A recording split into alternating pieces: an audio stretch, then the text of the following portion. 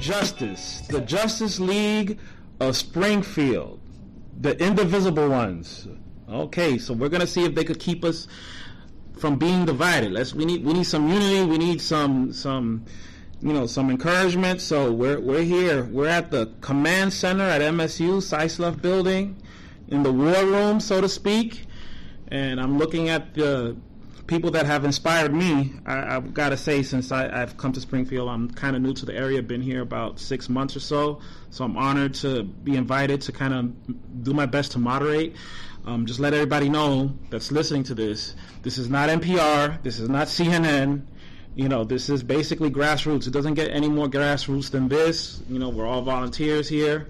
So, we might be a little bit unpolished in the beginning, but unpolished is good. So I'm looking. I'm going to introduce myself. Thanks. My name is Josh Rivera.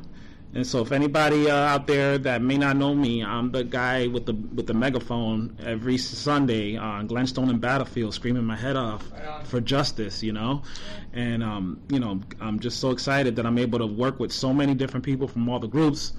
And for me, it's all related. It's just all one issues. We have different groups and different names and different colors, but it's about justice, equality. It's a human rights issue, and, it's not a left or right issue when it comes down to it. We all want to be respected and want our voices to be heard.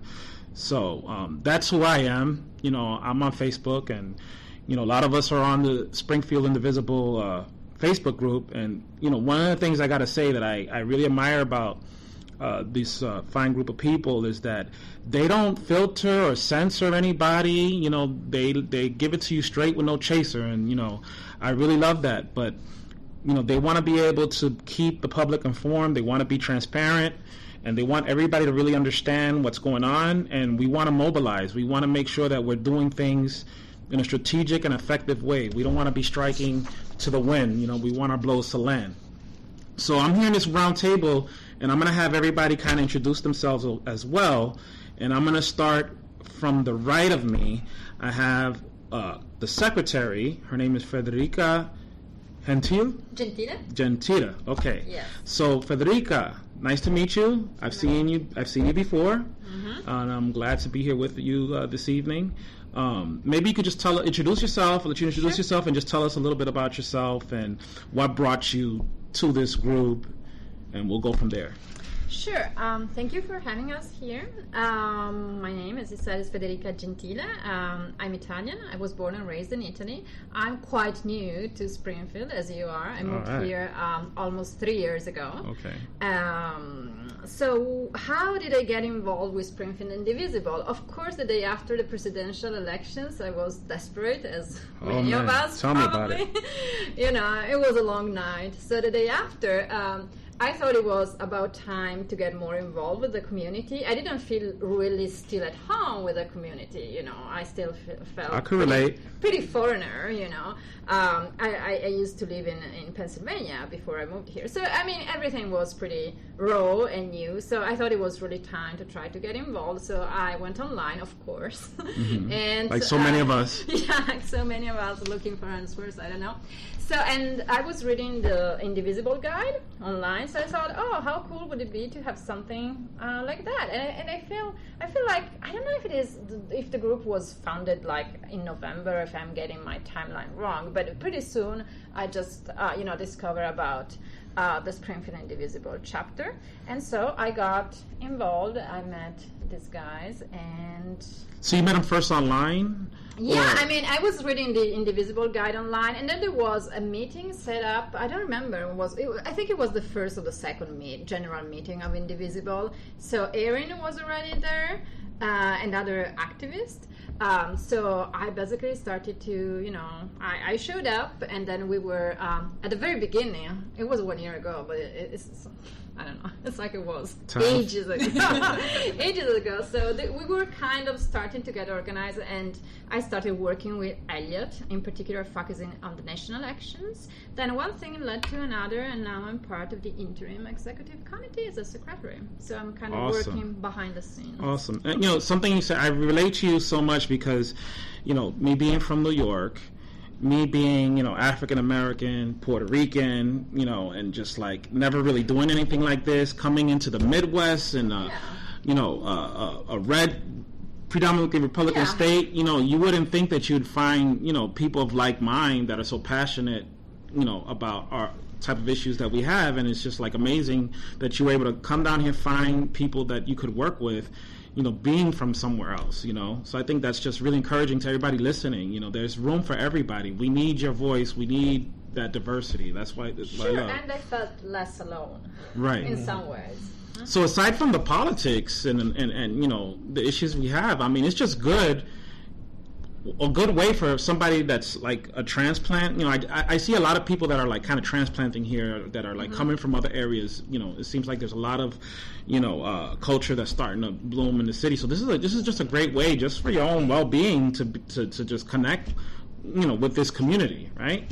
Sure. So that's good. Just one other question, so what kind of background did you have? You say so you're raised in Italy?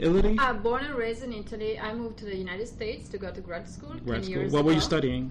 My background is in political sciences and women's studies, gender studies. Okay. I would say. So this is what I studied here. I was here for grad school and then one thing. So this was a perfect fit for everything. Yeah. What I like about Indivisible, but we're going to talk about it, is that we can address so many issues. Right. We're not specialized on just one, but through legislative effort and so on, legislative action, we can address so many issues. So this is something that I'm interested in. So Indivisible's paying you the big bucks, right? Yeah. Of course. Oh, okay, of good, course. good. So that's the George Soros money we all have. Okay. Oh yeah, of course. I'm paid. Yeah. Sure. You guys are getting paid? Oh man. Yeah. Sorry. She's from Italy. She got connections, man. Cosa Nostra, bro. All right. So thank you, Federica. So we're going to go to the left. We're going to be talking to the co-chair. It says you're a co-chair, Erin Kapler, right? Yes, that is me. Okay, the Wonder Woman of the group. So, Erin, so let us know. I'll let you formally introduce yourself, and then maybe you could just let us know as well, like what brought you to Indivisible, what attracted you to this, how did you come about learning about it, and how did we get to where we're at now? Yeah. So again, I'm Erin Kapler. I'm interim co-chair of Indivisible. Like a lot of folks with Indivisible, I'm also relatively new to town. I moved here last August. Okay. And one of the first things I did when I moved here, I started volunteering with Planned Parenthood because I'm really committed to women's health and gender equity and all of these issues. Right on. So I was already sort of getting familiar with some of the people in the activist scene. But then the election happened, and like everybody else, I screamed and cried a lot, and then pretty quickly tried to find ways to get productive and ways to channel my energy. I first kind of came to activism actually after Eric Garner was murdered, and so for me, I wanted to find a group that could deal with racial justice, that could deal with gender equality, that could deal with all of the issues that we knew were going to become huge problems with this administration. And like Federica, I found the Indivisible Guide on the internet. The internet, yeah, the great equalizer, right? Yes. The internet is the great equalizer. We might not have all that Coke money, but right. we have the internet. Yeah, exactly. Yeah, so I think I found the National Guide through Twitter, and then they had a database where you could find if you already had a local group. So found the local group, and I just kept showing up. So it sounds like it's like a natural, organic osmosis where just people are just kind of like slowly just kind of coming together to form Voltron, so to speak. Everybody's just kind of like, being drawn to each other. Yeah. Okay. I like that image. Yeah, exactly. So, you said you were, again, what state were you from? So I grew up in Iowa. But I've been in Boston for the past 10-ish years. So in some ways this is kind of homecoming, but in other ways, the Ozarks are real different from the part of Iowa I'm from. Yeah. Okay. Yeah. There's something I wanted to mention about that because I don't know if I wanted to hear from everybody else and stuff, but again, we got so far we heard from Federica, we heard from Erin, myself. We're all from out of town, generally from up north, from pretty strong Democratic, strongholds. I almost feel like, not to sound like I got a chip on our shoulder, but like we're kind of like, it seems like the northeastern people that are coming down here. It's almost like we're the cavalry to try to really like, support, the people from Ozark, so I don't want to start no fights here, but I know you got some passionate, left-leaning people in the Ozarks as well, but Yeah. I mean, it's just great, for us to bring kind of like that fire from where we're from, down here, I know I felt it, so. Yeah, and I would just say too, part of, as Federico was saying and as you were saying, part of what's been really helpful is just seeing how passionate and amazing the progressive community is down here. I am in love with Springfield's activist community. People work so hard and have been working so hard for long before I was here. So I am just thankful that I get to be part of it and help out. Awesome. Yeah, I have met many people who are from here who are energetic and committed to progressive causes, to social justice, to equality. So it's been, I don't want to feel like we're coming in here and telling them how it should be done. I'm happy to be here to serve this community. Yeah. Right. Absolutely. I think that's really important, so awesome. So, your role, again, maybe just to clarify a little bit of that. I know you're the co-chair, but what's like your main day-to-day thing? She's the Black Lion. She's the Black Lion? Oh, okay, the Black Lion, all right. She forms the head. I believe that because she came into the UU church when all us black folks were just trying to like get our act together, kind of like going at each other, and she was just there kind of being the referee. So I definitely could, salute. Yeah, she's definitely the Black Lion. It really, yeah. So all of our roles have kind of changed just over time, depending on what we need, and we've tried a bunch of different strategies for getting organized, but for me, so I'm a professor in my normal life, so my job is basically to listen to a bunch of different people talk and to synthesize their ideas. So from a pretty early point, I'm the default person who kind of ran the meetings, and from there, it just meant I got more involved with the executive committee. And so for me, I see my role, and according to the bylaws, which we'll get into, my role is really just to make sure that we're on message, that we're staying close to National Indivisible's guidelines, because they have, their guidelines are amazing and are really, really effective. So strategizing, making sure we're on message, talking to the press, coordinating meetings, helping to coordinate with other groups, that's the kind of stuff. And I think that's something that's so vital, so important, because so I'm trying to reach out to the African American community here in Springfield, and everybody wants to make sure that they have their own voice, and want to make sure that they're not being absorbed by other people's agendas, and that's very important. There's a place for that, but at the same time, when it comes to Springfield Indivisible, there's an actual proven method, a model that's being executed on a national level that actually breeds results and works.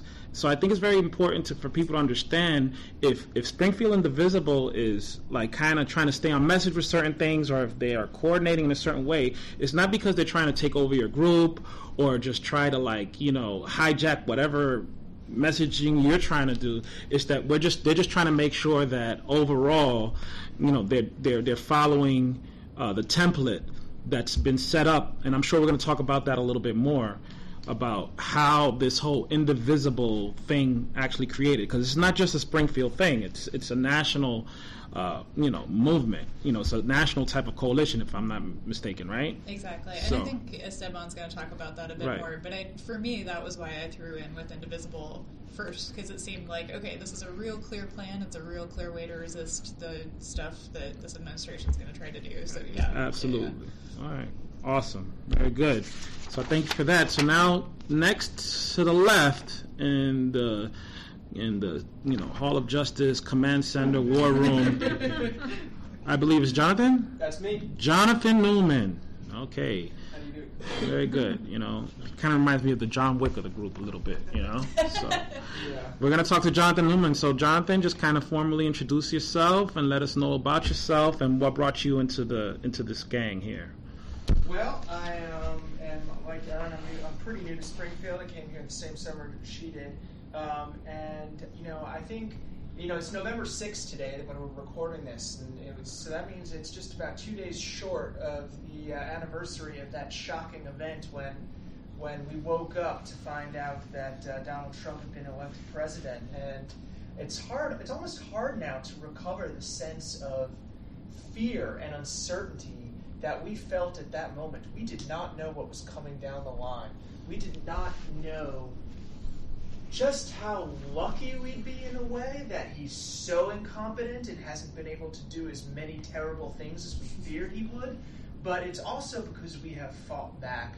And when I went to that first meeting in December or January, and I saw this library room crowded with people who were like some of the people in the room with me here today from somewhere else, and a lot of people who are from around here, who were all just so fired up to do something, I realized, maybe something good is going to come out of all this. Maybe a sleeping giant has been awoken. Sleeping giant. Maybe.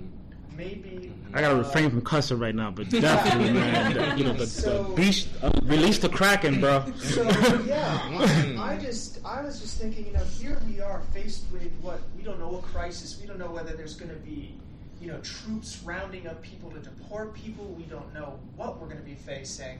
And I'm going to have to look at my kid someday, and he's going to ask me, what did you do when all that was going down? And I thought, I've never been an activist. When I went to that first meeting, I saw Erin there, and it was hilarious because, I work down the hall from her, and I know it's kind of a cliche of the liberal professor, but I was never that political at all, but I could not be political anymore. I had to do something. I had to get involved. I had to put my shoulder to the wheel. So I went to this meeting, and I saw her there, and I just kind of got sucked into doing some of the work to make things happen. And so I'm kind of publicity shy, so I'm just trying to stay in the background. Doing a pretty good job right now. And do what I can to help support this organization logistically. And as treasurer, I'm going to try to put us on a footing where we can raise funds and in a responsible and transparent way, and use them to the greatest good to serve our community and to serve the goals of indivisible on a national level. Absolutely. And again, we had a little kind of pre-conversation here. I mean, we're trying to do what we can in Springfield, but we're not thinking small. We're hoping to reach, our fellow chapters. Is that the right appropriate way? We have chapters. This is a powerful organization. I saw when I first started realizing what this was, because at first I just thought it was just a regular group, just like a lot of the other groups. But I remember I saw a post that Esteban did saying, like, we are a powerful organization.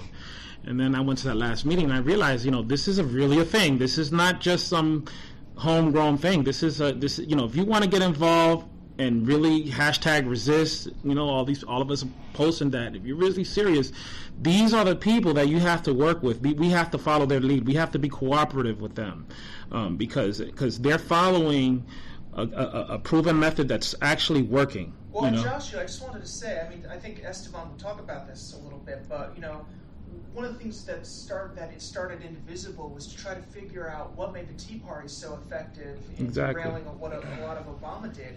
But one of the big differences is that they were what Tea Party, what's left of it, whatever was there, was what you call an AstroTurf organization. It's fake grassroots, right? Right. It was seeded by Koch brothers money and all kinds of billionaire money all over this country. What we're doing here is real. This is real. This is real citizen activists getting involved, not being pushed by putting skin in the game, right? That's right. Yeah, that's right. Absolutely. So yeah, definitely we're gonna continue. We're gonna do this. So moving along, we're going a little bit now. We're coming around to the other side of the war room table. We have, I believe, is the communications lead. Yeah. Okay. We have Elliot Sappingfield. Am I pronouncing that correct? Yeah, exactly. So, represent, Elliot. Let us know about yourself. All right. Well, let us know what you're working with. I've actually lived in Springfield for a little while. Oh, it's Archean. Okay. I not lifelong. I'm actually from Iowa, also originally. Okay. But I've been here since 1997. Okay. Moved down here shortly after I got married. I've never really. I've always been very political. But it's more in taken the form of arguing with friends and just generally shouting things at the television. And after after the election, I was pretty much at a loss for what to do, and I actually did some research, and I looked around, and I really was impressed by the strategic mindset that Indivisible brings to what they do. All the other progressive groups that I looked up, they had an agenda that I agreed with, but their methodology was often, they had the agenda was their methodology, it was their strategy. And with Indivisible, the strategy came first. And they have a set of principles for how they get things done, and then we organize around the action to get things done, rather than putting the horse before the cart, or whatever. I said that backwards. I got you. Horse, cart, horse. Yeah, we just trying to get this buggy moving, man. Is what I'm saying. Right. Yeah. So that's what really drew me into Indivisible. So I came to one of the early meetings, and instead of shouting at the TV, I complained at a room of actual humans, which was interesting. And so it kind of went from there. So you hear that, folks? So far, we're just hearing from people that, were just, full of, uncertainty, rage, ire, a little bit of trepidation, just regular people from, different walks of life that just felt like they wanted to do something, and, gravitated to this Indivisible movement. So it's just like, yes, we're talking to the leadership that's in place right now, the executive committee, I believe that's what you're called, but they're just regular folks, just like you and me, they're, I could call them special and awesome all day. That's how I see them, but they'll tell you straight up that, like, I'm just a regular person. Like, they kind of stepped into this thing with uncertainty, just like anybody else, and they're really they've been at this for a year. They need help. They want, you to bring that fire, so you have like a communications background, so like just to give people an idea of like the day-to-day, what's like your function, like how do you go about in operations, for this group, for this team, just so people could know. Well, I've been kind of irregularly involved, and I'm sort of getting back into the day-to-day operations. But basically, one of the core things that we do is we have our group of followers and our group of sort of activists that we work with, and the goal, one of Indivisible's strategies is how we communicate our shared voices to power. And so rather than Aaron calling and calling Blunt's office to complain about animal treatment, and Federica calling to voice her concerns on healthcare, if we synchronize ourselves, we all call at once, that makes a difference. It gets more notice. If everyone writes letters to the paper, it gets more notice. And so our communications essentially are how we focus that, how we get everyone on the same page, and how we essentially strategize along with everyone, because Indivisible isn't us. It's our 2,000 people on Facebook, and it's whoever. Which is pretty impressive. I just want to say, just for being Springfield, Southwest Missouri is not a progressive place, and I honestly did not think there were 2,000 progressive people in the region. So, so we do that, and I'll also, I work very closely with Federica on messages and issues that are going through Congress right now, because we can have a lot more impact on something if it's in consideration right now. So we try and keep abreast of what Congress is trying to do, what horrors the Republicans are attempting to enact on the American people, and we address those as they come up, as best we can. Good stuff, man. Vital stuff. So people here putting in work, guys. We're all volunteers, other than Federica, who's with the Costa Nostra, man. We ain't getting paid for this. I'm like an international woman of mystery. That's right. And being paid by Soros. Yeah, exactly. To live in Springfield. Hiding in plain sight, right? All right. So thank you so much, Jonathan. Now, last but not least, the mighty Esteban. Hi. Esteban, my fellow Latino. Hey. I see your face every day, man. And from the time I wake up in the morning to the time I go to sleep, I see you out there, pushing for the cause, Absolutely. So I think, you're very familiar. Everybody's seeing you out there. So maybe you could just kind of introduce us to yourself, let us know a little bit about yourself. And, just kind of build on everything that everybody else has been saying with Indivisible. So yeah, let us know. There's not much I can really talk about that hasn't been talked about. You guys did a great job of that. But, I am Esteban Gutierrez, and I moved here about 4 years ago. So I moved out here from the West Coast for my first big boy job after college. So I think I'm pretty much like the baby driver here right now. So, but came out here for a professional job and professional marketing at a local Fortune 500 company in town, and basically, I was following the election ever since Trump announced. Ever since he announced being Latino, all three strikes that occurred to me was the day he announced that Latinos are racist and sexist. And from day one, I've been pissed. Yeah. So exactly. I was keeping my eye on him for a while, and sure enough, lo and behold, my worst nightmares came true, and I just remember going to bed that night of the election and just couldn't sleep. Don't you hate when they say we're taking his words out of context?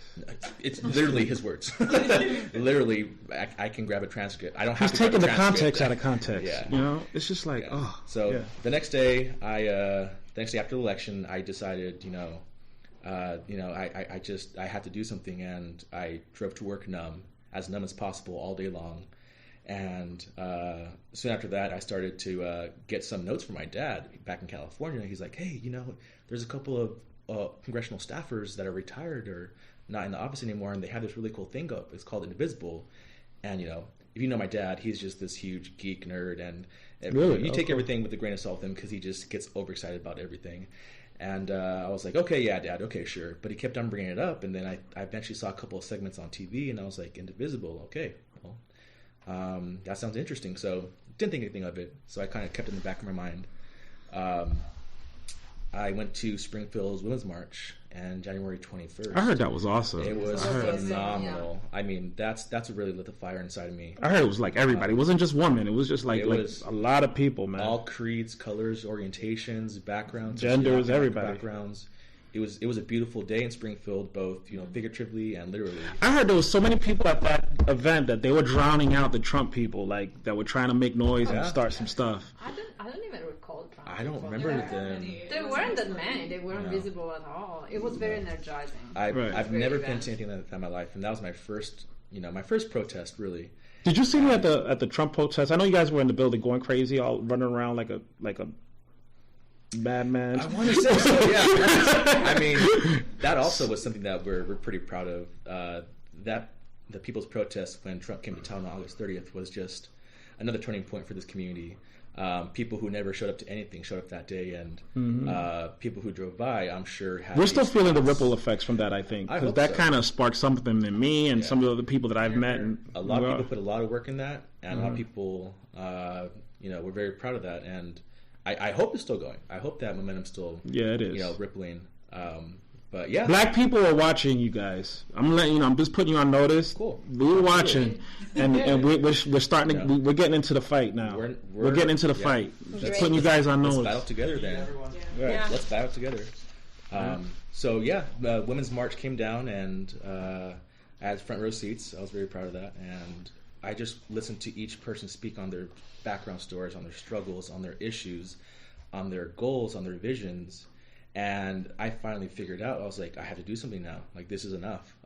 This is the place where I want to be in history. Gloves are off, right? I gotta get in the ring. I gotta do something. So The next Indivisible meeting was in February, and that room was just completely packed. At least 120 people, easy.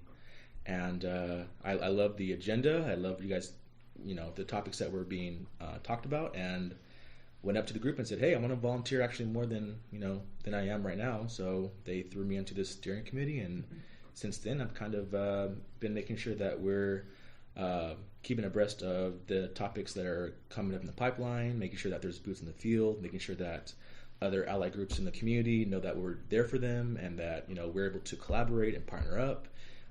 Because I think it's really important for people to know that we're not trying to step on toes here.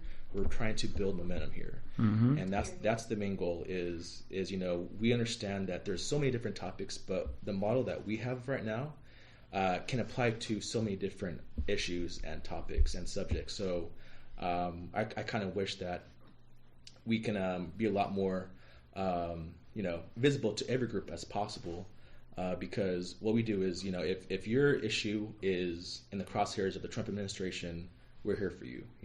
We want to be there, and we want to show you what that has looked like in the past, what we did do, and what the results from. And because of our great community and other 6,000 indivisible chapters in the country, you hear that? 6,000 chapters. Mm-hmm. We resisted Trump Care 3 times. 3 times it fell into, the heap. And would you say that the indivisible model is a big reason for that? Absolutely. I mean, so all this stuff we celebrate, guys, where these bills get struck down in the House and in the Senate, and different things that we've been able to stop Trump from doing. This is it. So Springfield, get involved. This is what makes that happen. Listen to these people. And I just want to say, I don't mean to cut you, but I came into this town. I didn't know nobody. I've never organized anything, and I'm exploding with ideas. This whole recording came from me saying I wanted to do this, and I'm nobody. I'm just here, So I'm just saying that to let you know there's no egos here, and they want to help encourage everybody that wants to get involved and help develop that. Go ahead. I just want to say real quick that Esteban here has been a real engine in this group. Whenever we're getting tired, whenever we're getting annoyed with the organizational issues, and this guy keeps us moving along. He keeps us motivated. He brings the passion. So he's been an enormously valuable part of this group. Yes. Definitely. Yes. I agree. I agree. He's been very supportive of what we're doing. That. And it really just comes down to just fighting for what you believe in. Now's the time. Okay. There's no other place in history where the people will fight for their country, and right now this is literally what that looks like. There is no other. I can't imagine what it would be like to be another 4 years in 4 years, or what it looked like to walk the streets in Pennsylvania during World War II. I have no idea, but this is monumental, and I can't be more proud of the group I'm in right now, or the model that we're working with, because it's a really interesting story how Indivisible came up, actually. Okay, and that brings us to just so we can stay on message, because I don't want to get in the crosshairs of Aaron here. I think that's a nice segue to some of the things that we wanted to just make sure that we hit. So history. Mm-hmm. So let's talk about the history. So when I have this bullet point here of history, are we talking about indivisible history specifically? Mm-hmm. So you want to just take it from there? Yeah, totally. So. It's no surprise that the founders of Indivisible exactly have our stories, except they were actually paid staffers in congressional offices in Washington, D.C. So they had the same kind of, anxiety and fear, and they pretty much on the next day after the election, a few congressional staffers got together and said, we need to do something. So they thought about it, and they brainstormed, and they eventually made a Google document. And that Google document replicated the model that the Tea Party had when it came to their movement and their uprising when Obama got elected. So they noticed how powerful that was, and and to this day we can see the effects of it, of how powerful that grassroots effect is taken. But right now I think it's kind of just dudded out. It seems like, and it just I remember when Obama got elected the first time, and Axelrod was his what was his official title, but he was his strategist for a lot of things. Right. David Axelrod. Yeah, David Axelrod. I mean, and we were laughing at the other side because they're like, well, how are you? Because the Obama administration, I think we were the first ones to start. Our side was the first one to start using social media and the internet and data mining and all this kind of stuff. And they weren't even McCain and them, they were not doing any of that. And so we had the strategy, we had the infrastructure, we had the grassroots, and I think we got complacent. Like, what happened? So it just seems like the Tea Party just saw that and just replicated that, and now it's like, what were we thinking? Well, So one thing the Tea Party did, though, and one thing they realized the value of was that not everything could be done through social media. You got to show up. You got that. There's a lot of value to face-to-face, to writing letters, to calling. So absolutely. And he brought up a great point. So once these staffers got together, they built up this guide, and they noticed something very powerful in politicians is that their public image is everything.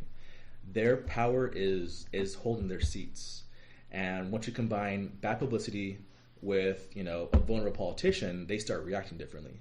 So this is where this all came from. Is it's not this model for Indivisible is very much putting them on the defensive, which is it can be as effective in other different ways, but the most effective way to hold a politician accountable is putting them on defense, is putting them into a corner and having them react to you, and making sure that the topics that are important to them are not being swept under the rug like they typically do. So this is what this Indivisible model does: is they kind of feed us this weekly update of, hey, this is what's coming up next week in Congress. This is what's really hot. Here's some scripts. Here's some talking points that you can take to your team, and from there we just amplify. We send it out any way we can to the community, and it's timely, it's effective, and pretty much the goal of this all is to resist the Trump administration, which is very much targeting women and people of color and transgender people and minorities of all kinds of socioeconomic backgrounds, racial backgrounds, and if you're on board with that, then you're on board with us.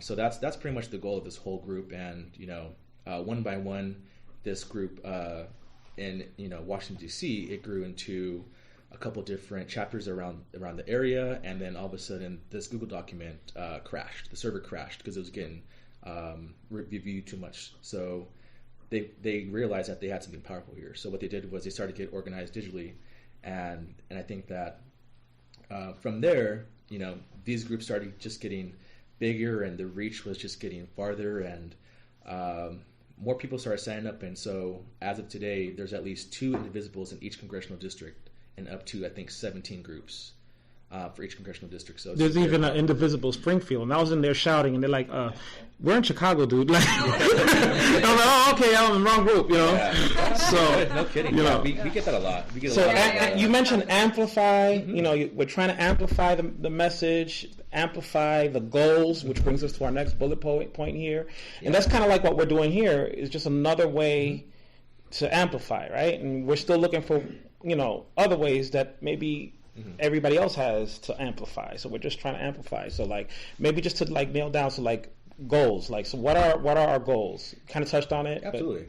So the goals is pretty much to always have a target, and our target's always going to be a member of Congress. And specifically for our region, it's going to be Roy Blunt, it's going to be Claire McCaskill, and it's going to be Bill Long.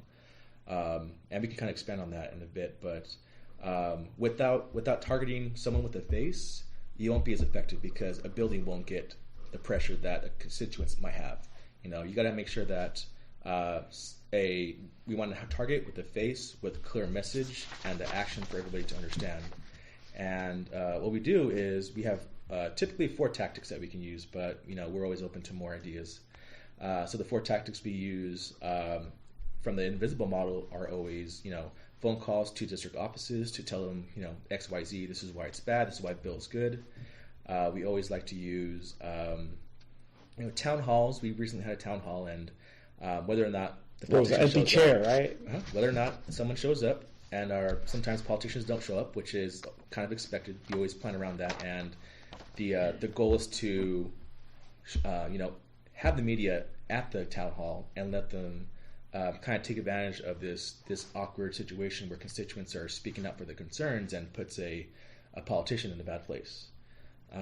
Beyond that, we also like to organize office visits with each district office and kind of having that face-to-face conversation of this is what's important to us, what's our politician's stance on this subject.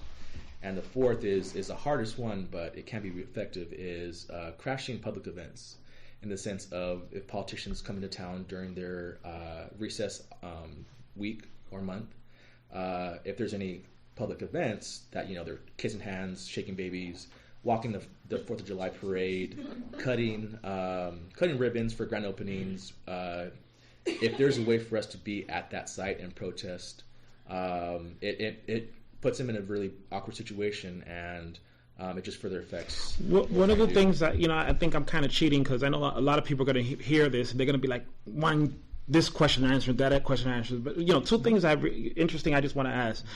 I hope there's a way that with all the different groups and with what you guys could do, if we could establish some kind of chain of communication that's not public, but that's going to reach everybody, so that we're not telegraphing our moves. Yeah.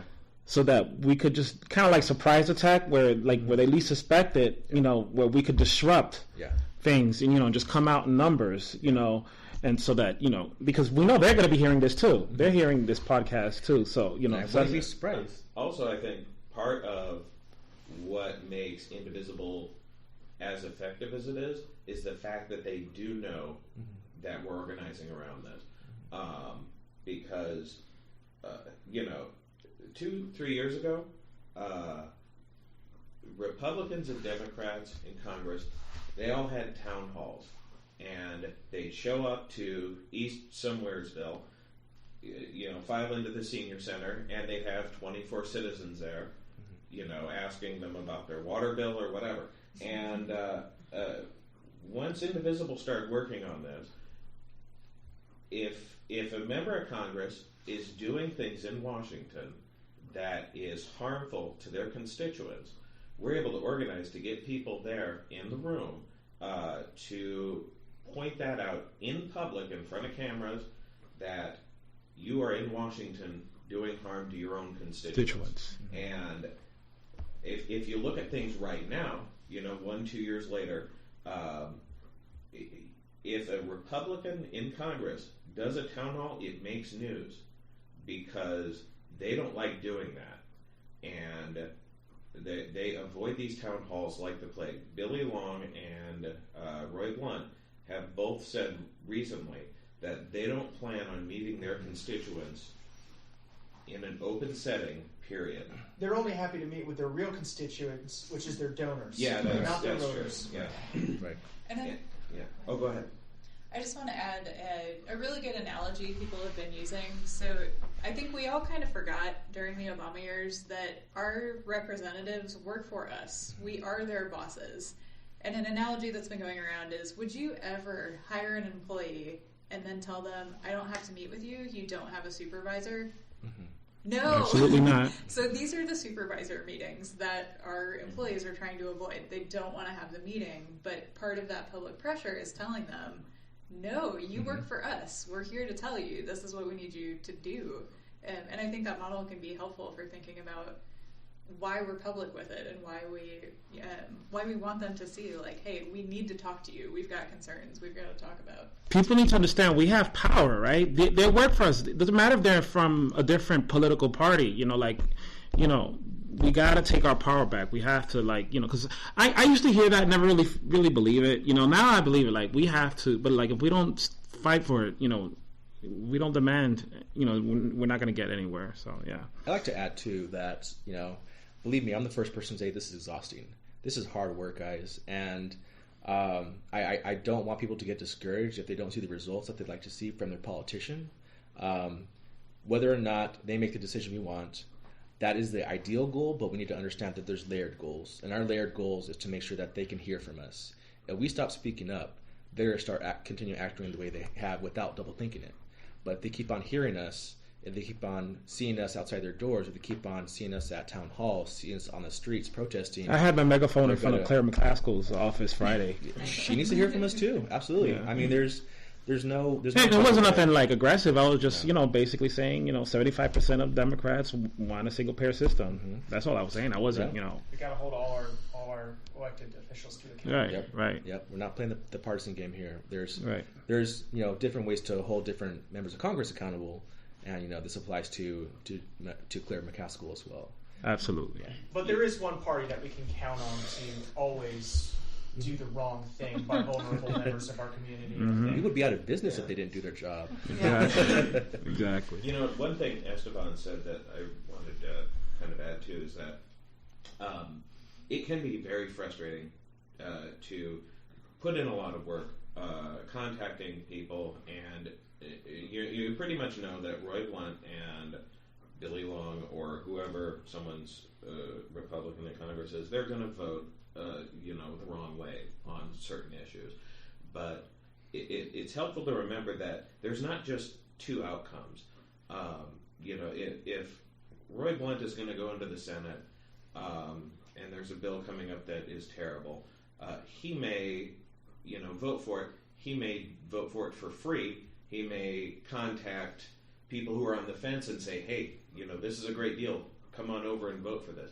If we're applying pressure to him, maybe he doesn't reach out to these vulnerable people.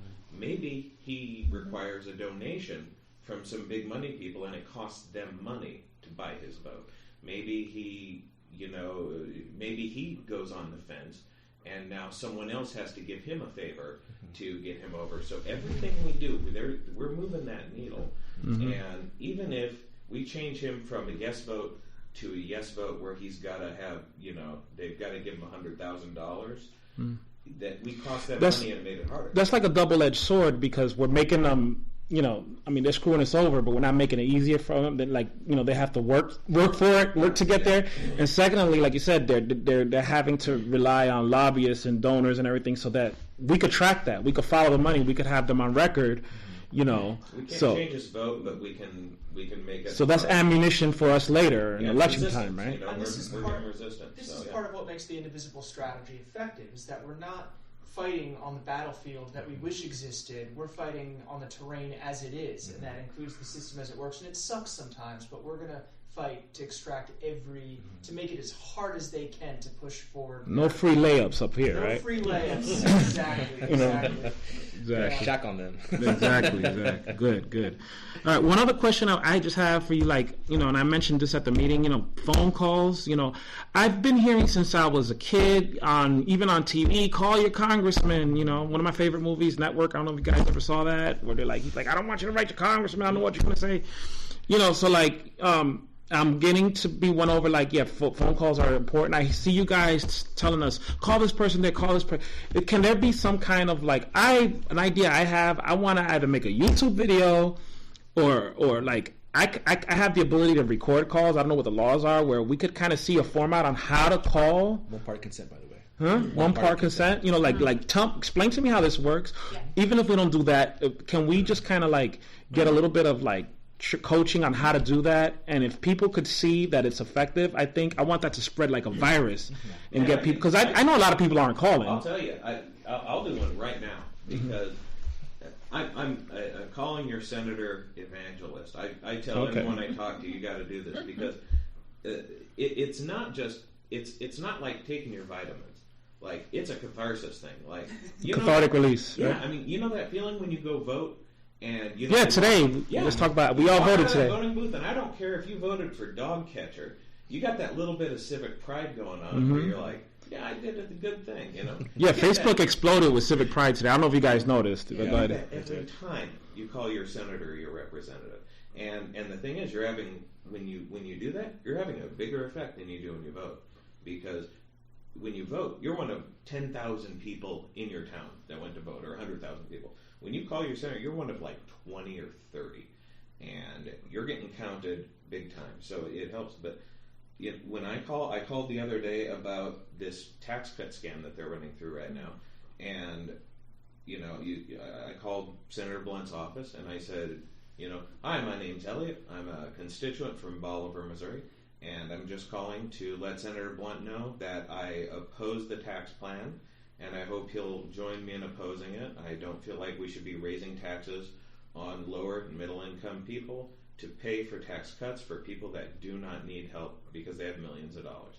And then they asked me my zip code. I told them. That was it. It's like a 10 or 12 second thing, and your goal isn't to, you're never going to convince the guy on the phone. You don't want to make them have a bad day. You just get on there, you make sure they've got your name, your zip code, put a check in the box that says I don't like this thing, and you're done. So, yeah. You hear that, Bernie people? You hear that, Hillary people? Instead of arguing with each other each day and talking about you're going to go to the Green Party, take that energy and call your senator, you know? Yes. And Yes. you know, leave that argument for the other groups, you know, all you retired people on Social Security at home that have all this extra time, use that time to call Congress. You know, and I'm not saying this to be like sarcastic or to call people out, but I mean, we want to channel that energy into something that's really going to make a difference. You heard what the man said. 30 calls. There's 2,000 people in Indivisible. There should be 2,000 phone calls. I was going to Yes. say, our older members are a lot of our most dedicated foot I'll soldiers. hear They that. come Okay. to the Here, meetings. here. Elders, All- get us young bucks in check. That's Yes. right. Get us in check.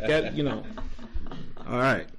Sorry about that. I had to get that out of there. All right. So recap. You know, you guys have been very busy the whole year. Before I even was out here, you know, I went to a meeting before where everybody was, you know, raising the roof and demanding that you fix Springfield now. And, you know, I know it's exhausting work. So kind of just give us, I don't know, open to anybody, you know, give us a recap of what we've done in the last year. There's a lot that's gone on in the last year, and I'm proud of the work that this organization, Springfield Indivisible, has done in cooperation with other local organizations such as Missouri Jobs for Justice and Planned Parenthood, and a number of other lobbying groups. They have organized lobbying days. Erin here has gone to Jefferson City so many times. She should have some kind of rewards program or something.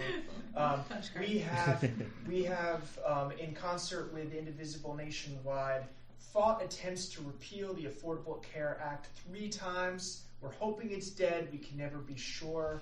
And that's one of our most highest profile successes. And that's just an example of how we have moved the needle. We have made it harder for the Republicans in Congress and the White House to just roll us over. We are watching. We are pushing back. We know what they're trying to do to us. But there's a lot of other little things we've done too.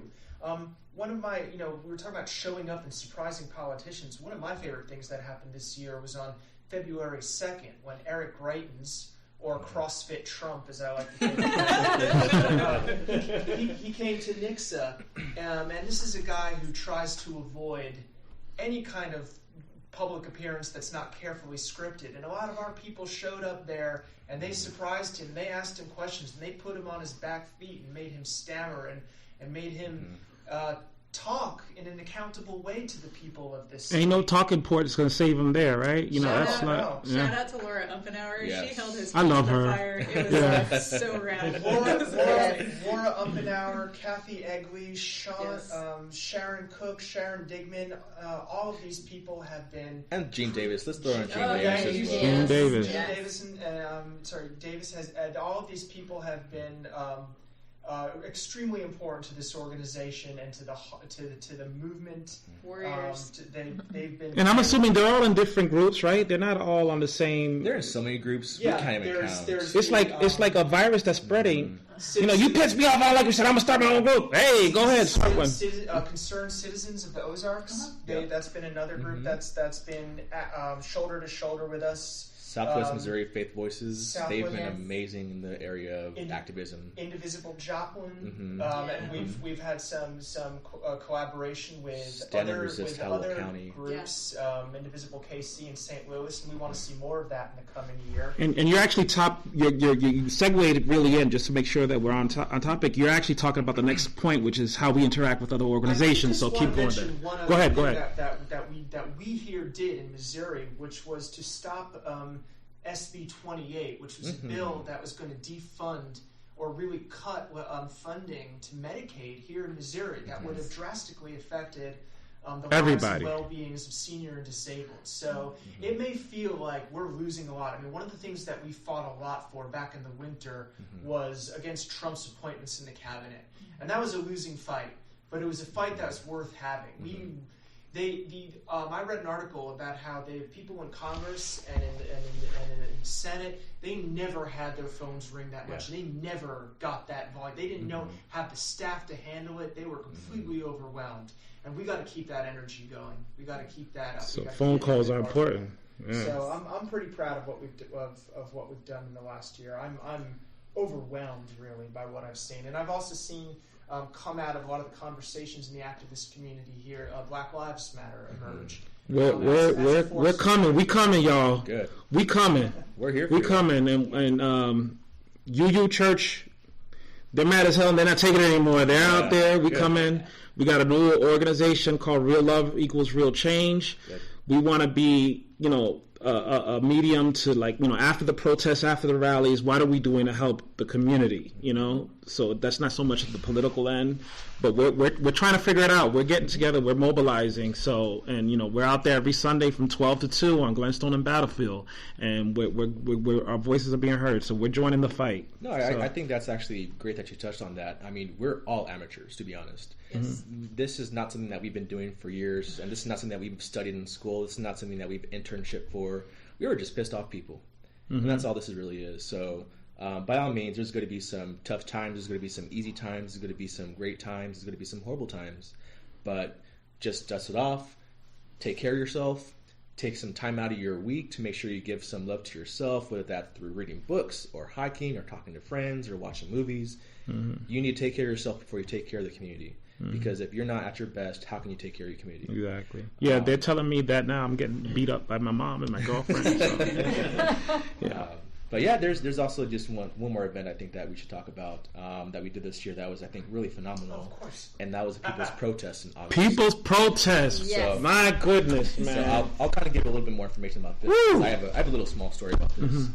I'm at work right now, and I'm at my 8 to 5 job. I clocked in. I'm writing my emails. It's about 8:30, 8:45 in the morning, and one of my coworkers come up to me and she says, "Hey," I'm like, "Hey, what's up?"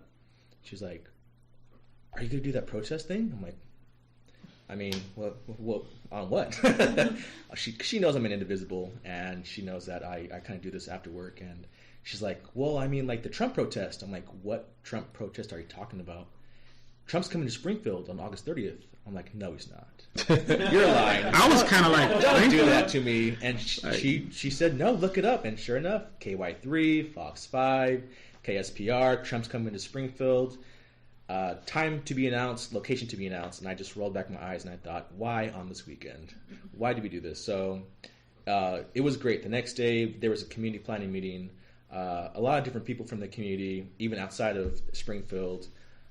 we had people from Kansas come, from Arkansas. That was the second half. There was a second half to that meeting. The first half was a local meeting. I'm just talking about the day of the protest. Yeah, totally. And the second half of that meeting, we had some great activists set up a phone conference to kind of give that ability for people outside of the state and outside of Springfield to know what we have just planned. And what we did was we kind of got up to speed, hey, this is just still in the works. We don't know what's going on yet. So we had people calling from Illinois, Oklahoma, all parts of Missouri, St. Louis, Columbia, Arkansas. People were eager and waiting for our direction. So as soon as we got a plan out, we protested on Glenstone and between Division and I think it was... No, a bit before Kearney. Commercial. Yeah. Commercial. Division and Commercial. And I remember I took a half day from that work, and I thought, I wonder what's going to be here today. And I walked up to 2,000 people on the I streets. did parking, and I was by myself doing the parking for the most time. Then I had a few people come in. That was a phenomenal day. It was ridiculous, It was a man. phenomenal day. It was like an army of ants just like coming all out of the woodwork. Like they, it's just like... We had people whoa, hours away from Springfield just to make sure that they showed up and resisted. And it was just amazing, the cooperation and the spirit. And like I got, the night before, they asked me to volunteer. Andy Sun from Ozark Reach Out asked me to volunteer as a peacekeeper, and I got my little vest and everything. People were treating us like we were cops or something. They're like, where do I go? What do I do this? They were like, I kind of got a little, I thought I was Malcolm X because I was just like pointing them, and they were like, yes, sir. Like everybody was just like, what, And I just thought that was for something that just got thrown together last minute. Like, the synergy that we had and the bonds that people made, and I'm still communicating with people that I made today, and that it kind of, gave birth to even this, because it got a lot. So it was just awesome, man. Since this started that last winter, one of the things I've heard from a lot of people at meetings is, "Oh, it's so good to know I'm not alone. I thought I was the only, liberal progressive I knew." And so I think that people's protest on August 30 in particular was really kind of the culmination of this transformation of bringing together all these people in Southwest Missouri who are committed to economic, to racial, to social justice. And I think people are I don't know, I just get this feeling from what I see online. I think around Missouri, people are like watching Springfield. I think we're almost becoming like a ground zero for the progressive movement in Missouri. I couldn't agree more. I think that, me personally, I was part of that planning team along with Aaron for the People's Protest, and I kind of thought, well, let's see what else other cities have to offer, and I didn't even have to start to reach out to people. People were reaching out to us, hey, we're Kansas City Indivisible, what can we help you with? Hey, St. Louis Indivisible wants to provide you peacekeepers and vests. Hey, Chip Cooper from the Flag Project wants to donate hundreds of flags for your day of protest.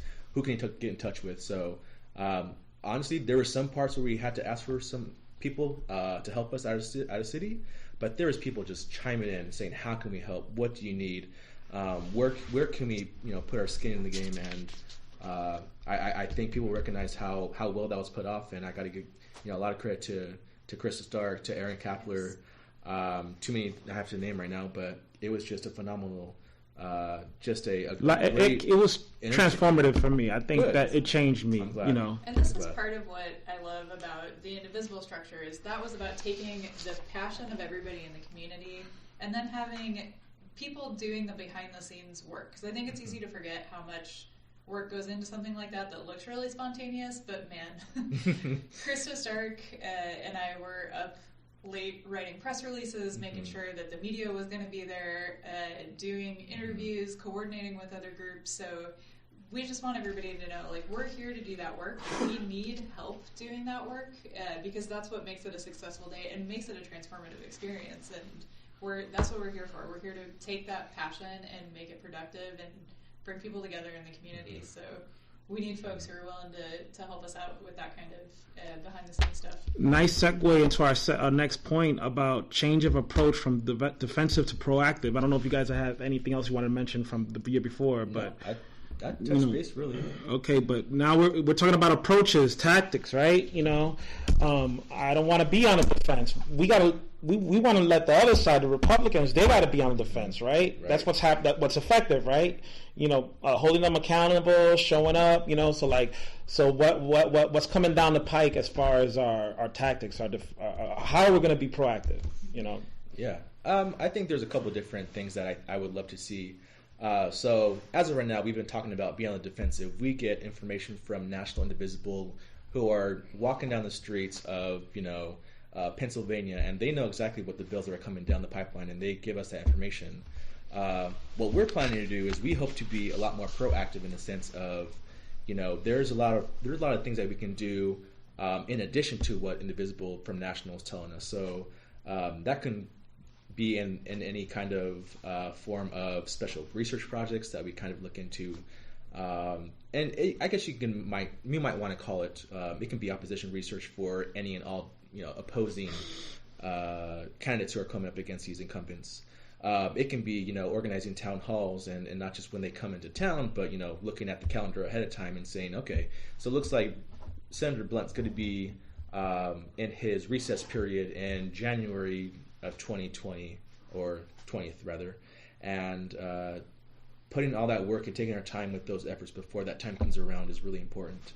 And if there's anything else you want to chime in about too, you're welcome to. Yeah, I want to hear from every one of you guys individually. So we just had Stefan talk about tactics and stuff. I want to hear it. So Aaron, just build on that, and we'll just keep going down the line. Yeah. So we've tried a bunch of different strategies in terms of breaking things up by committee, and we've decided we're going to try to stick really close to the National Indivisible model and break things up according to different members of Congress. So we'll have a task force that's specifically, as Esteban said, more proactive about okay, we know this person's going to be on recess. What do we want to plan for that? We also, because we're in Missouri, our state legislature does really horrible things to its constituents. So I am really excited to see us get more active on the state level, because there's just the things that come out of Jefferson City are horrific, and mostly they kind of happen in silence. So I'm excited to see us just do some more education and get folks more involved about things that are going on in the Mo-Ledge. Mm-hmm. So that's mine. All right, so who's next up at bat? Yeah, I'll just say. Okay, so I'm really looking forward in 2018 to going proactive on the midterm elections, because that is going to be a major. I mean, you know, we fought against the Trump care. We're in the process of fighting against this crazy tax reform now, and that's going to be our major battle. Because right now we have an opportunity. We're seeing, just tonight we had a kind of a miniature wave election in Virginia where people are. We had a governor race there where the guy running as a Republican, he pulled out every trick from the Trump book. He did the race baiting. He did the dog whistle stuff, the coded language. He did statues. Us versus them. Mm-hmm. He tried to fearmonger about everything he could get his hands on, and it failed. Good. Because people are waking up that, you know, you can scare people about things that they're, you know, naturally inclined or inclined by their, you know, upbringing or whatever to be scared the whole about. Southern strategy thing, But right? at the end of the day, it doesn't improve the lives of average citizens. And you know, we've got you know, progressives have a message and a plan that can work. And so what we need to do now is we need to get people in office that can put those plans into action, and then hold them accountable and make them take action once we get them there. So I'm really looking forward to that in the next year. Jonathan, got anything to add? Yeah. Yeah, I mean, one of the things that I'd like to see happen, and you know, in terms of being, I guess, the treasurer of this group, I want to think about, you know, how we might use any funds we start raising, and one of the ways I want to do it is to boost our message and what kind of message we're boosting. And you know, I think that one of the things that made Obama so successful as a politician was the way that he appealed not just to sort of policies or ideological positions, but American values that everyone Real shares. American values. Like fairness, right? The idea of fairness is something that I think a lot of people in Southwest Missouri who aren't necessarily political, you know, they're not watching Fox, they're not watching MSNBC. Some of them might have voted for Trump. That might have been the first time they voted, because they're not a person who pays attention to politics. And they're going to realize, hopefully, that, you know, Trump and his kind of politics doesn't care about them either, but that it doesn't have to be that way. So I would like for us to take our message and to show what we have to offer to a lot of different people, to get people who don't necessarily think that being involved with politics or caring about politics has anything to offer them, and to say, no, it doesn't have to be this way. We can make things more fair. Your government can work for you. It doesn't have to be ripping you off. It's not a conspiracy. The government belongs to the people if we make it belong to us. So if I want to be proactive about anything, that's what I want to be proactive about in terms of how this organization can not just sort of advance an agenda, but serve our community and serve our country. I want to clap, but I Hear, don't hear. want to blow up the microphone. Come on, let's clap, man. Let's clap. Let's do it, man. Let's do it. Very good. That's your name, Newman for office? I'm sure. No. That sounds like a pretty good campaign speech if I ever heard one. Miss Frederica. Okay, Let I us think know. my friends have covered most of what I think. One thing that being proactive means to me is, in particular for this organization, contributing to deconstructing, you know, the narrative going on. So, for instance, you know, all the Republican Party rhetoric about, just to give you an example, being pro-life. what does that mean, for instance, right? What they really want to push, what does that involve for women's rights and so on. So being able, and I don't know if I make sense because I woke up pretty early. So right now I'm kind of probably just, rumbling, but mostly what I want to be able to do as an organization is deconstructing, all the narratives going on, ideas that are never really challenged about how things are supposed to be done in a specific way, the fact that politicians, they're not gonna, listen to us anyway. I mean, I want just us to be able to, to change a little bit. Okay. Awesome. The discourses and ideas going around the community. Again, Very sorry. good. Yeah. So we're kind of wrapping it up, right? We just have like a couple things, just really quickly. Can you just tell us bylaws why we need them and task forces how to join? Can we just say a few things about that before we wrap up? Or Yeah, definitely. I think Aaron brought up a great point that we were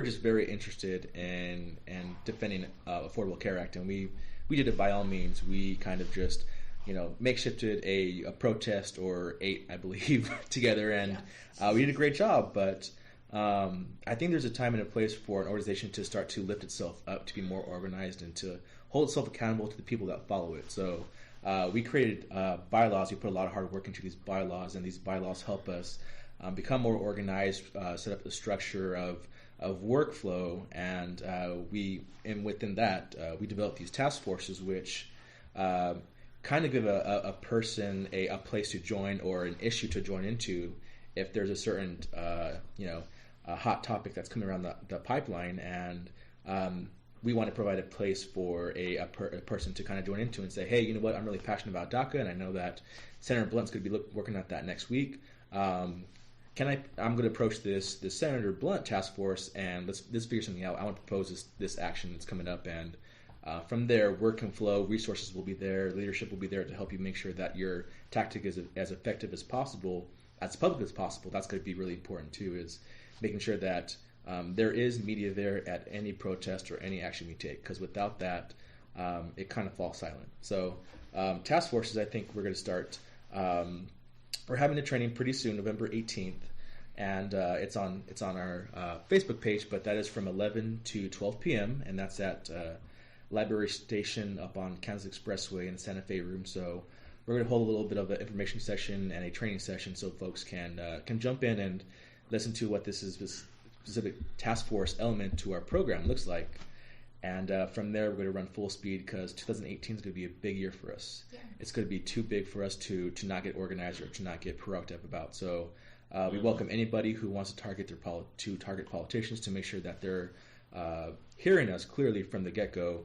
This is what's wrong. This is what needs to be done, or else we're going to vote you out.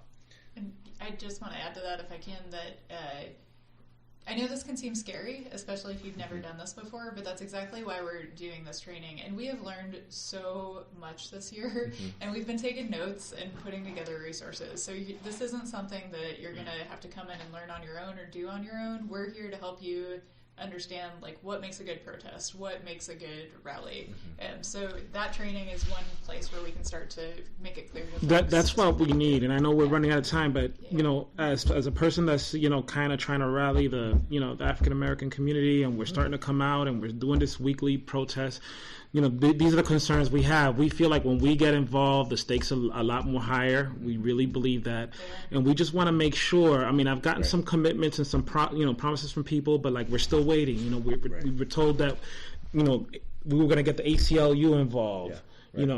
To help us actually know what our rights are. We're really big on know rights, because when we start interacting with police, we're not going to have our white allies with us all the time. There's people that already feel that they've been targeted by the police for being outspoken. So we need to know that, we're going to have those resources. We need to know that we're going to have the legal observers there when we're out there. We need to, we need these resources as we come out, because we just don't want to feel like we're just kind of out there on our own, So that's what we need to see. It's one of the really tough things with organizing is, that networking and everything. And that's one of the reasons why we're encouraging as many people as possible to sign up for working with these task forces is because we have to rely on each other for ideas, for energy, and just whatever happens. Because black people will bring the fire, man. We'll come in there. We have the enthusiasm. We'll get it popping. But there's only 6,000 of us, and there's 160,000, of them. Yeah. And I don't want to make it us versus them, but we just need to know that when stuff hits the fan, that there's going to be lawyers there, that there's going to be legal observers. Because when we come into it, we have the mindset of two things. Some of us are going to get killed, or some of us are going to go to jail. Right. That's what we have presently in our mind. That doesn't necessarily have to be the case, and I don't think it's the case because we're out there. But that's what we just need to know. Yeah. And then then I think once that's really known, and once you guys really start interacting with actual people in the community, African American business leaders in the community, mentors in the community, then it's going to be on and popping. So just wanted to say that. Yeah, and just to add one last thing, I had a friend reach out to me recently, and he asked about the Roy Blunt task force. He was kind of thinking about asking about that, and he said that he was worried that he wasn't qualified.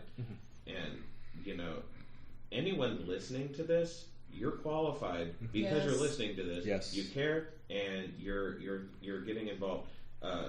Earlier when we all went through our bios and talked about ourselves, not one of us said trained political consultant. We have no idea what we're doing, and at least 20% of us still don't. We're making it up as we go along. But there's we learn things, and if you're hearing this and you're interested and you want to expend some of that nervous energy you get watching the news. We need you. Yes. Pick up the phone, call your congressman. Yeah, stop by the individual page on Facebook, contact someone, and get signed up, and we put that energy to work. I just want to echo that too. What Elliot said is that we're here for each other. We have one common goal, and that's to make sure that our government works for us. And by all means, don't think this is good. Just all rely on you. Not only do you have friends, allies, and just a great network of activists and Indivisible, we also have a coalition going on right now. We have tons of groups in town that have been doing this for so long that know exactly what's effective, what's not.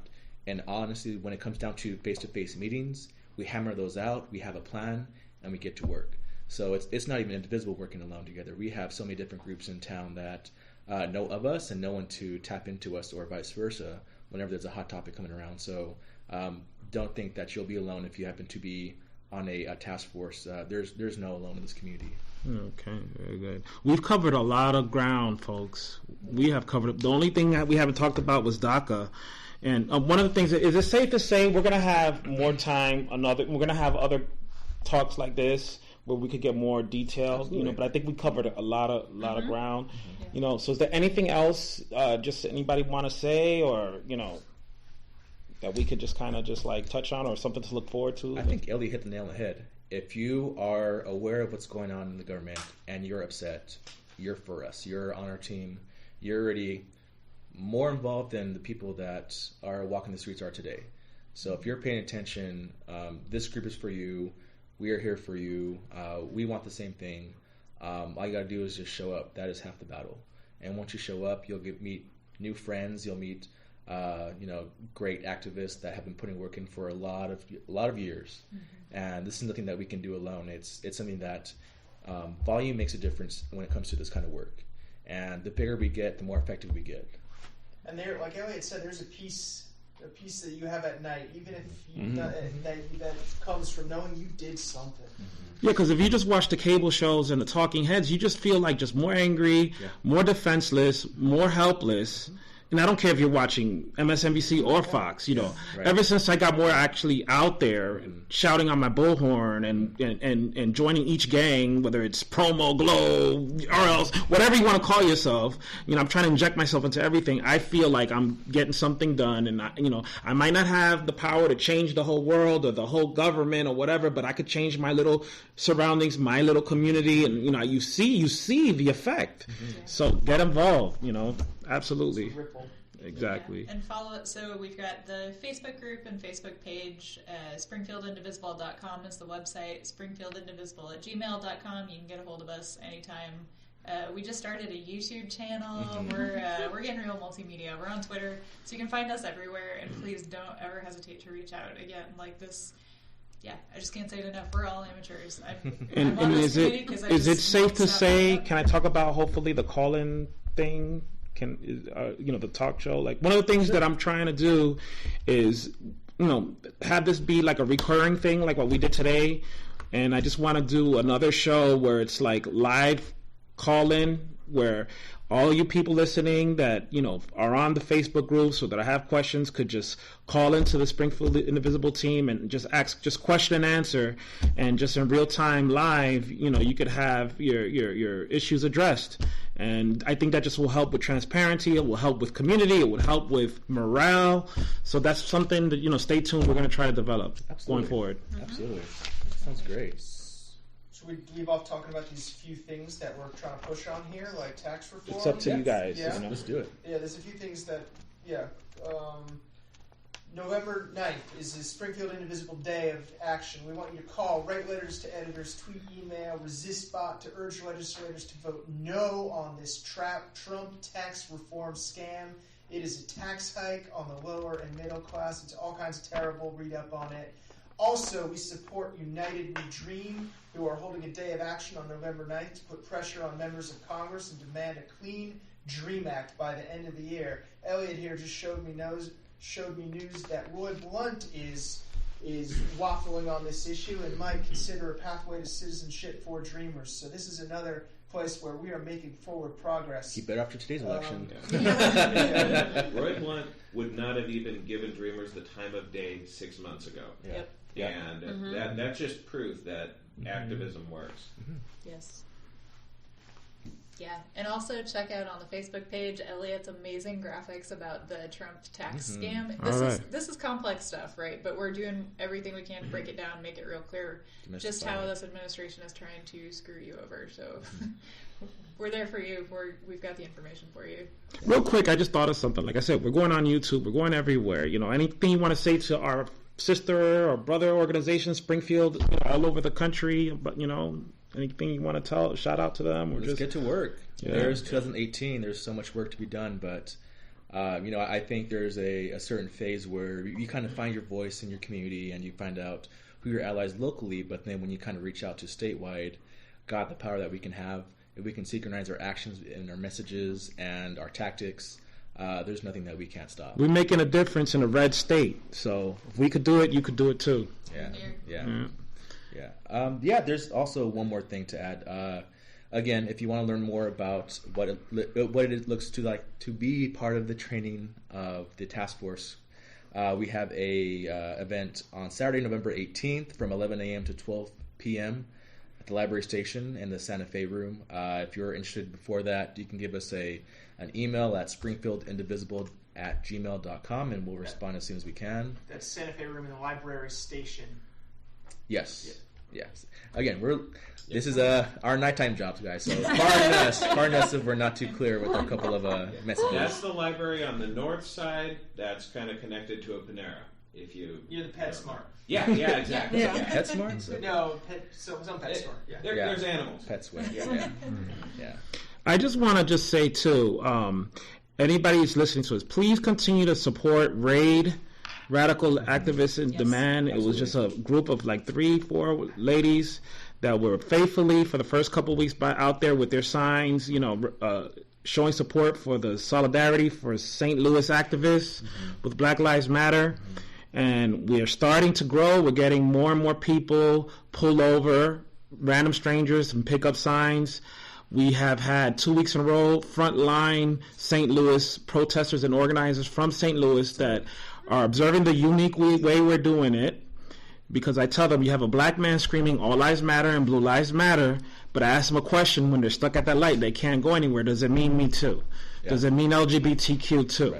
Right. You know, and they short circuit. They don't know what to say. And it kind of helps us weed out the people that are sincere and the people that are racist, basically. Mm-hmm. And surprising to say, we've gotten quite a few all lives matter people say you too. And I even got a couple people get out their car and give us a hug. Awesome. And so it's like we're making a difference. We're changing people's perception about the movement. And it was more than a photo op. The cops keep passing by and they keep telling us people are complaining, but we see that you guys are peaceful. Yeah. And so it's really not a protest, because the protest is really in St. Louis. It's more of like a rally. Yeah. We keep it like the seriousness of the situation, but we're out there having a lot of fun. We're calling it a rally. The police have come both weekends and told me my life matters. They come out, they shake our hands, they thank us for what we're doing. Awesome. So it's a safe thing. You don't have to worry. You can come out there. So please continue to join us every Sunday from 12 to 2 p.m.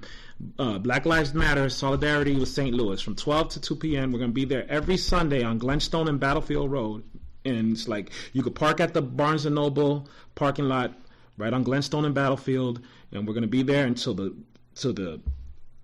protest stop in St. Louis. We're going to be there in solidarity every week from 12 to 2. Awesome. Perfect. Yeah, so once again, we're going to plug in our social media accounts so you guys can stay connected with us and keep up to date about what our weekly actions are and what's on our plate for the week. Email us if you have any questions, springfieldindivisible@gmail.com.